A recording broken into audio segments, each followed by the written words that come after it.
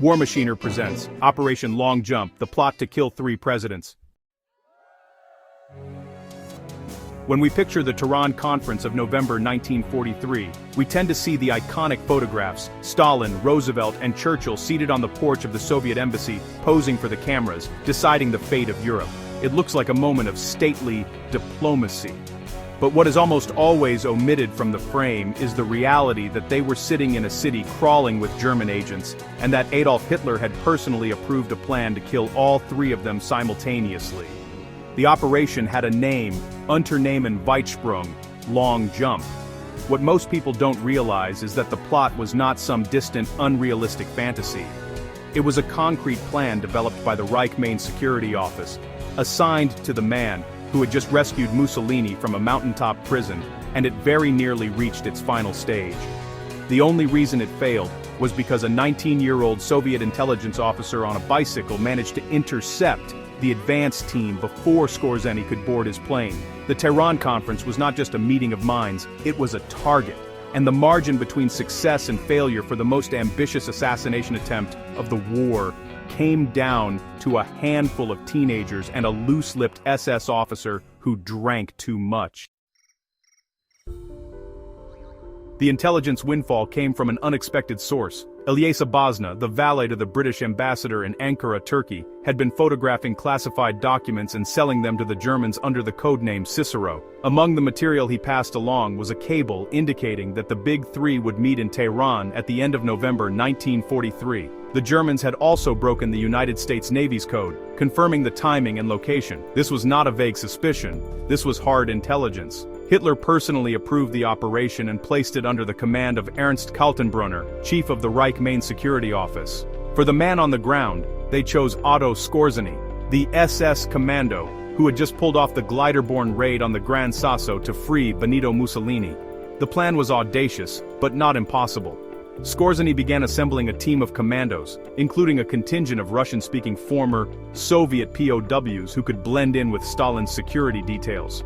They would be armed with captured British gammon bombs, high-explosive grenades capable of clearing a room or destroying a vehicle. The intention was to hit all 3 targets at once, decapitating the Allied leadership at the precise moment they were planning the defeat of Germany. The first thread to pull came from inside the German occupation zone. Nikolai Kuznetsov, a Soviet intelligence officer, was operating deep behind enemy lines in Ukraine, posing as a Wehrmacht Oberleutnant named Paul Siebert. His cover was immaculate. He moved among German officers, gathering intelligence. At a social gathering, he encountered an SS Sturmbannführer named Ulrich von Ortel, who had a weakness for alcohol and a loose tongue.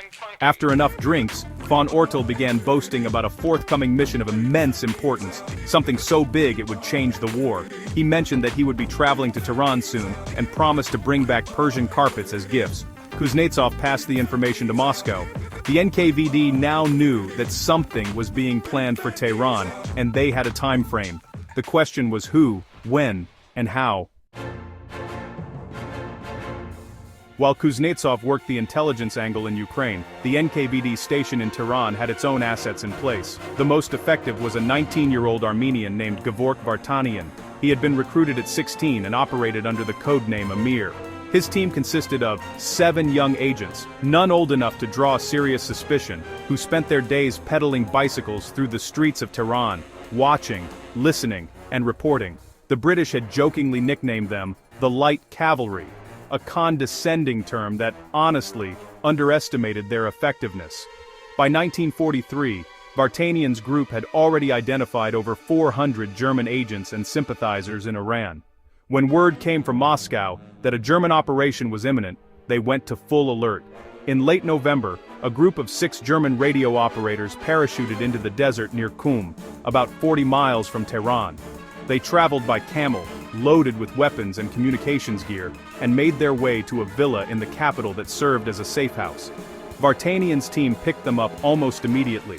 They watched the villa, monitored the radio traffic, and confirmed that these men were the advance party for a much larger force. The radio intercepts revealed that Skorzeny himself would lead the main assault team, scheduled to arrive in mid-December. The NKVD now had the entire picture, the location, the timing, and the players. They moved.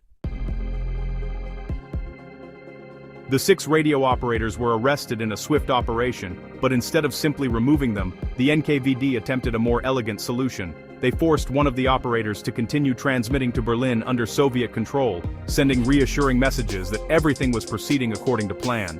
At the same time, they used the captured codes to send a second separate transmission.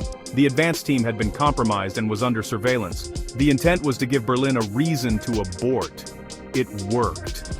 When Skorzeny was on the runway, ready to board his aircraft for Tehran, the recall order came through. The mission was cancelled. The most dangerous man in Europe never left the ground. The German commandos who had already landed were either captured or killed in the subsequent sweeps. The plot was over before it truly began. Here, the historical record fractures. When Stalin personally informed Roosevelt and Churchill about the plot, urging them to move into the Soviet embassy compound for security, the British and Americans were skeptical. Roosevelt initially declined, preferring to stay at his own embassy, which was located miles from the Soviet compound through narrow, unsecured streets. It was only after the NKVD produced intelligence about potential ambush points along the route that he agreed to move. But even after the conference, the British Joint Intelligence Committee reviewed the matter and concluded that the entire story was, in their words, complete baloney. Otto Skorzeny himself, in his post-war memoirs, denied that Operation Long Jump ever existed. He admitted that Hitler had discussed the possibility of assassinating Churchill, but claimed he told the Führer it was unworkable and that Hitler agreed. He dismissed the whole affair as the invention of truth-loving hacks. The skeptics have valid points. The German spy network in Iran had been largely rolled up by mid-1943, and over 3,000 NKVD troops blanketed Tehran during the conference without incident. Roosevelt and Churchill moved openly, traveling by open jeep at times, with no apparent security incidents. The debate among historians is unlikely to be settled. Russian archives, even declassified ones, are political documents. The Soviet government had every incentive to exaggerate the threat to make Stalin appear magnanimous in sharing intelligence with his allies. Vartanian was awarded the Hero of the Soviet Union in 1984, and his story has been celebrated in Russian films and books for decades. But the physical evidence of the captured radio operators and the intercepted transmissions has never been fully released to independent researchers. What is not in dispute is the outcome. Whether the plot was real or a fabrication, the response to it changed the dynamics of the conference. Roosevelt moved into the Soviet compound, which placed him in closer proximity to Stalin for informal conversations. It allowed Stalin to control the environment, to listen, to observe. Some historians argue that this proximity gave Stalin a psychological advantage in the negotiations over the opening of the Second Front. Whether by design or accident, the Soviet leader ended up with the American president under his roof for the duration of the most important strategic meeting of the war.